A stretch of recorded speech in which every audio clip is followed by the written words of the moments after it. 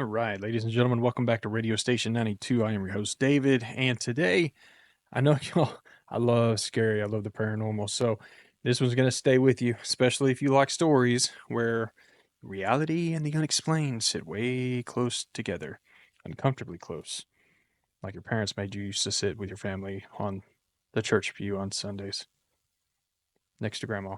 Anyway, so let's talk about Enfield, one of the most documented, argued over, and downright disturbing paranormal cases on record.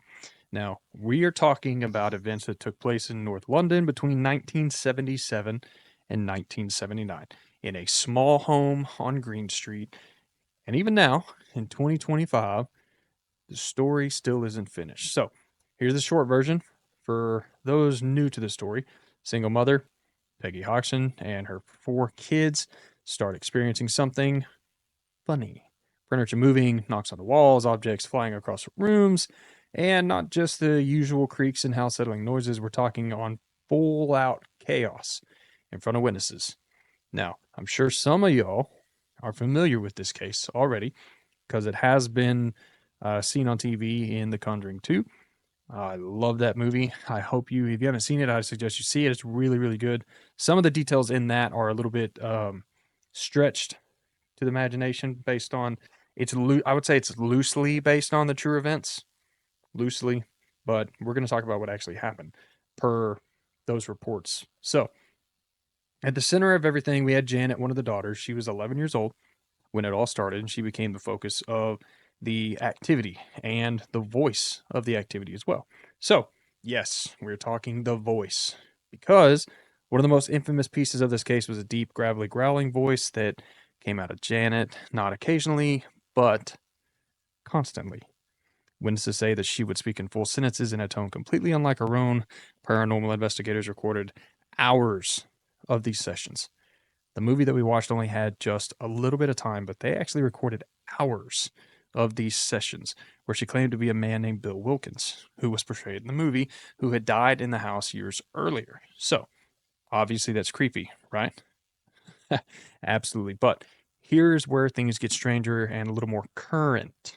Current. I'm sure y'all have seen the movie. If you have, maybe you're not familiar with what's going on today. So, in late 2024, new interest in the Enfield case exploded after a previously unreleased reel of audio was discovered in the archives of the Society for Psychiatrical Research. Now, this reel contains almost 20 minutes of uncut audio from one of the original 1978 investigations, and in it, you can hear something new. There we go, new, right? So, I haven't listened to it, but from what I was told, it starts off standard EVP stuff, right? Creaking, tapping, and then Janet speaks in the Bill voice. And pretty unsettling already, but near the end of the tape, you hear what sounds like an actual second voice. Now, this is something different from the movie, something different than what we heard a long time ago. This second voice was actually a whisper. Not Bill, not Janet, not any of the investigators around. And this voice, when slowed down and enhanced, says one word: remember. Remember. Now, here's what makes this word hit harder. The very next day, investigators recorded what they described in writing as the quietest night in the house to date. To date. Like, almost like whatever it was knew that the end was coming, and it was just trying to give a warning, right? So, and this is what keeps pulling people back to Enfield itself, because as you all know, for all the skeptics who say it was a kid messing around or exaggerated press coverage, there are over 30 adult witnesses, including police, journalists, scientists, who all swore that what they saw was not explainable. One police officer even signed a legal statement after seeing that chair from that scene in the movie. That's what they actually saw in real life. Levitate, then slide across the floor. And the kicker, Janet herself, who is now in her late 50s, was interviewed again just a few months ago, and it is now June 2025, and she stands by the story, every single part of it. And when asked about the new audio discovery, all she said was, "I told them it wasn't just Bill. There was always something else watching." Let that sink in. I know that the movie lets the nun be, you know, the bad guy demon in this whole thing, right? So is it did that actually happen? I know, was the nun real? Was the nun actually part of the Conjuring movie series, or was that actually part of the event, or was this something at completely different at all?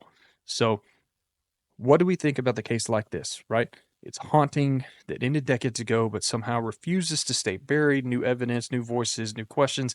If they're basing everything off the movie, the demon was sent back to hell, right?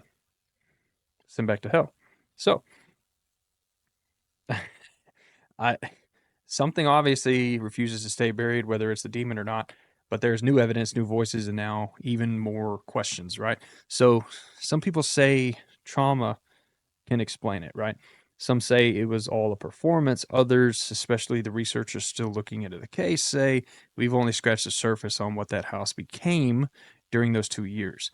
And let me just say this, if a spirit can linger that long across decades, across different tapes, across generations, I mean, maybe it's not a question of what's haunting us. Maybe it's a question about who is still listening, right?